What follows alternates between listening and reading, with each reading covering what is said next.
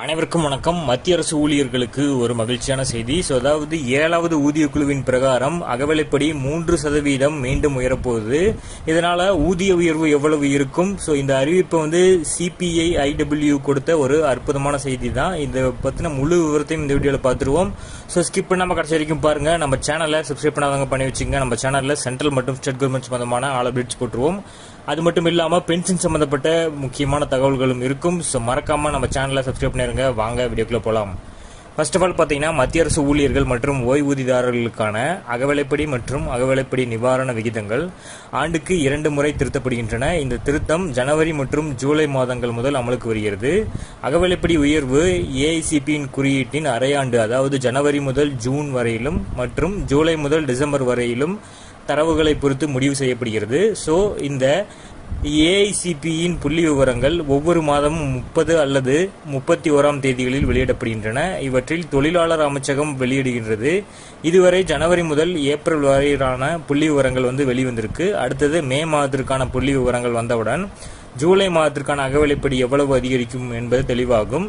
இதுல ஜூலை 2025 அகவிலைப்படி எவ்வளவு அதிகரிக்கும் என்பது தொழிலாளர் அமைச்சகத்தால் வெளியிடப்படும் ஜனவரி முதல் ஜூன் வரையிலான சிபிஐ ஐடபிள்யூ குறியீடு தரவுகளை பொறுத்தது. இதுவரை ஜனவரி, பிப்ரவரி, மார்ச் மற்றும் ஏப்ரல் மாதங்களுக்கான புள்ளி விவரங்கள் வெளியிட்டிருக்கு. இதுல ஜனவரி மாதத்திற்கான குறியீடு 143.2 இருக்கு.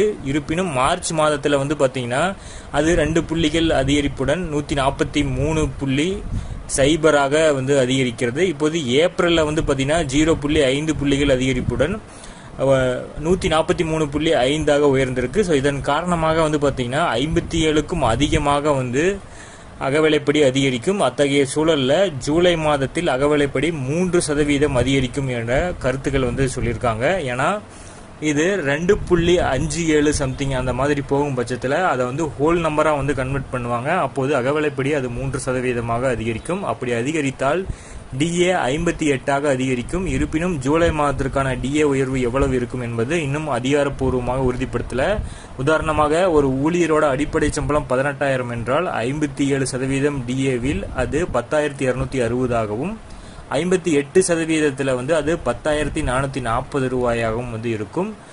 இந்த அகவிலைப்படி சம்பந்தப்பட்ட செய்திகள் உடனுக்குடனே நம்ம சேனல்ல கொடுத்துருவோம். அது போக ஏஐசிபியின் தரவுகளோட மதிப்புகளும் உடனடியாக அப்டேட் பண்ணிடுவோம். மறக்காம நம்ம சேனலை சப்ஸ்கிரைப் பண்ணி வச்சுக்கோங்க. தேங்க்யூ. அனைவருக்கும் வணக்கம்.